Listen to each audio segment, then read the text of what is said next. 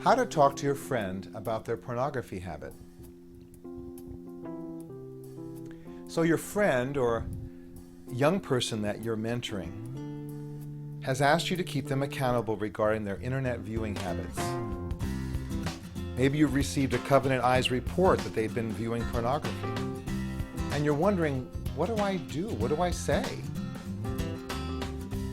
As a reference, I think you can remember your own experiences with breaking any unwanted habit, maybe overeating or avoiding exercise or controlling your temper. Keep this in mind as I discuss 9 suggestions from my experience and adapted from Covenant Eyes and elaborate on them, mostly very briefly. The points are: 1. Set aside time to talk. 2. Listen first. 3. Work at their speed. 4. Praise small progress. 5. Ask your friend how you can support them. 6. Plan preventative steps. 7. Tap the power of positive motivation. 8. Tap the power of negative motivation. 9. Know your limits. So let's begin. First, set aside time to talk. Arrange for a face-to-face or phone conversation.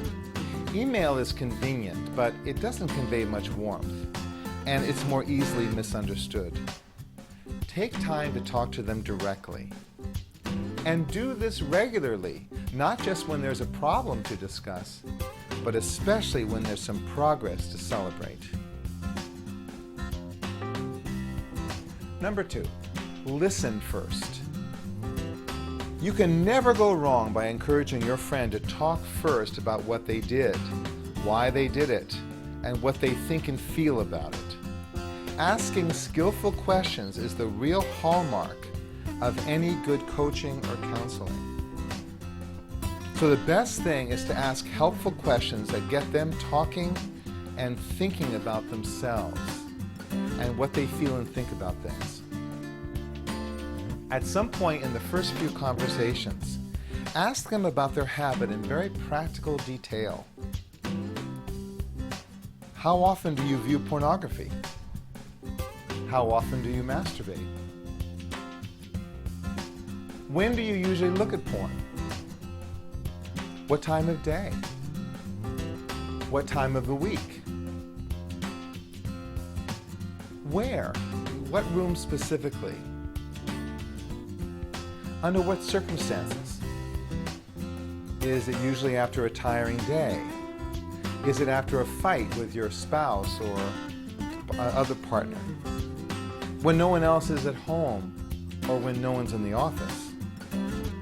When you're bored? Tense?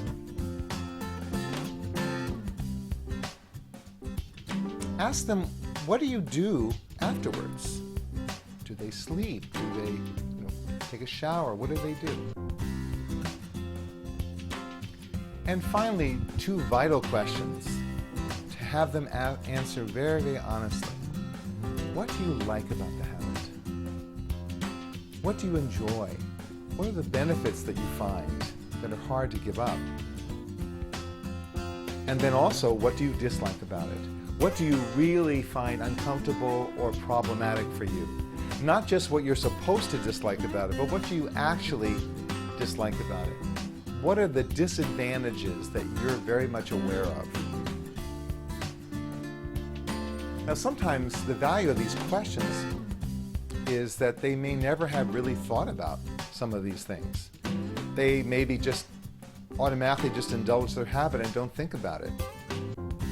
And usually they've never talked out loud about this, and it's extremely valuable. Saying it out loud to someone who's accepting and non-judgmental gives them a sense of objectivity and control. It puts it out beyond themselves, takes it out of their head and from within, and allows them to talk about it, and if they can talk about it, they can do something about it. It also may affect effectively help them pray about it for the first time. And of course, it gives you plenty of information to use to assist them. It also gives you a good sense of how much insight they have or don't have about themselves and the habit, and therefore what kind of help they may need from you.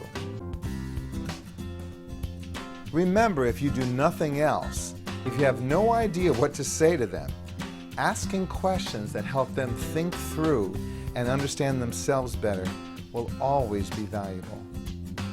You're drawing out of them their own wisdom, and often if you ask them the right questions, their own conscience and life experience will give them the perfect guidance they need right now. 3, work at their speed. Now this one will require a bit of a longer explanation. A good coach stands alongside the person and may nudge them, but never pushes too hard. It's really easy for us to impose our own ideas, even indirectly, about how quickly and completely they should stop their habit. Our religion certainly provides pressure in that direction. It should be stopped now. And we may think that this is the way to go. They may want to aim for this goal themselves, but it may not be realistic, and it may cause them to get discouraged and drop out of the process altogether. Remember, a feeling of failure and guilt is the biggest enemy to change. If they feel embarrassed over their inability to achieve an unrealistic goal, if they feel ashamed to face you because they couldn't make it, they may stop talking to you and they may just give up completely. So find out how fast they think they can go. If they want to stop cold turkey, great, support them. That can often be quite effective, and it really suits certain personalities. But often, the idea of tapering off is a better option. Many people get scared to think that they can't indulge this soothing habit ever again. Don't even force them to go there. Stopping gradually helps them adjust their lives to living without the habit over time, and it may produce a much more lasting result. Think about, for example, how slow weight loss is always advocated as the best way to go. So suggest they taper off how often they give in to their habit. If it's now, let's say, 4 times a week, aim for 3. And try to help them sustain that for 3 or 4 weeks until they can show they can keep it up, until they can prove to themselves that they can do it. And then maybe aim a bit more ambitious, maybe only 2 times a week, and so on. Another approach to consider is to divide and conquer. Separate the habits. Porn is more damaging than masturbation. And some do better if they can reduce the porn while they keep up their masturbation, at least in the beginning. And then in this kind of approach, after a while, as the porn is easing off, go for the next goal with the masturbation habit. But it's not to just have them start reducing that frequency. Instead of trying to just gradually reduce it, encourage them to first learn how to masturbate differently, without images. That is, ask them not to look at anyone or think of anyone when they're masturbating, to control their imagination. Do it more like a child does. Just focus on the bodily sensations. Challenge them to practice remaining grounded in their bodies while masturbating. And if their mind starts imagining people and images, gently just guide it back to focusing on their body. We're trying to get a complete separation of masturbation and porn, to pull porn away from their masturbation habit entirely. And one more point related to speed. Expect bumps in the road. Expect lapses once in a while back into the habit. When stress piles up and your friend gets hit with too many things at once, expect them to possibly revert back to past behavior. This is common. Suddenly they are looking at porn every day again. We all tend to regress like this. For example, maybe overeating when the heat is on at work. Help them understand that this is not the end of the world, but it's a valuable learning experience. They were unprepared for the stress, and now they can better prepare for it for the next time. Ask them, what were the sources of stress? How could you handle it better next time? 4, praise small progress. Look for the little improvements over time and show them that you notice them. Remind them that they have made progress even in the midst of any setbacks. Let's say they were aiming to abstain for 40 days, and then they lapsed after 2 weeks. 2 weeks is still quite an achievement. And continuing to try is something they should always be proud of.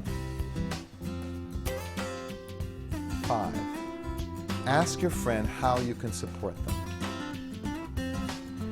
You've discovered from your own experience that well-intentioned efforts to support someone can backfire if it's not the kind of help they need. We've all been the unfortunate recipients of other people's attempts to help that only prove to be a problem.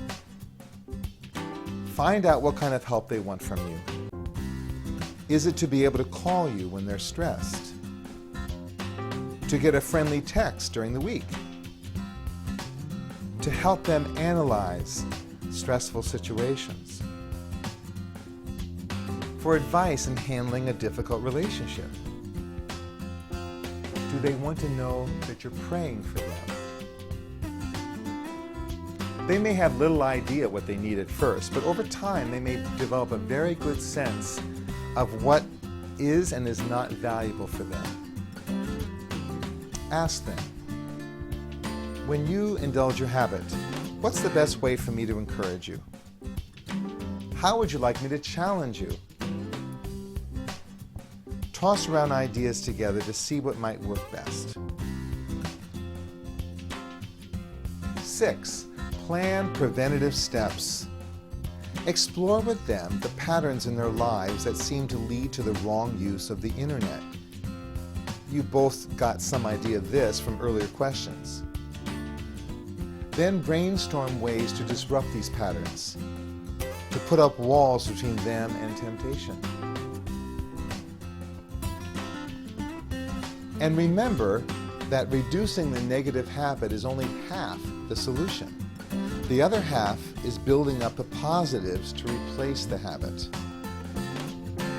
After a few weeks of focus on the habit itself, discuss how your friend might put into place healthier habits and take advantage of the resources they have to address the real needs that the habit is now covering up. Let's face it, the habit is a substitute for what they really need. How can they go after those things over time and address those needs? 7, tap the power of positive motivation. Help them to access the positive reasons why they want to quit. Ask your friend, what do you have to gain by resisting these temptations? What kind of person do you want to become? These are very important motivating factors.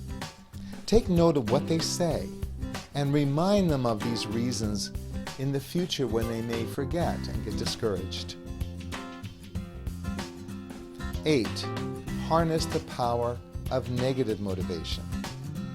The fear of pain is often a stronger motivation than the hope of greater happiness. So help them get in touch with healthy fears around never changing. Ask them, if you continue to indulge in this habit, What do you stand to lose in your life? Some people may need to do more research about the hazards of porn to really be able to answer this question. But also keep in mind that the fear of future pain related to the habit often seems quite dim compared to the fear of dealing with the pain of today without the comfort of their habit. Think how easy it is for us to grab a donut to relieve stress and just blow off the fear of gaining weight.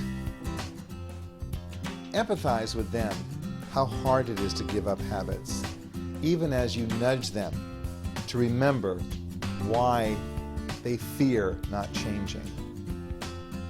And finally, 9, know your limits.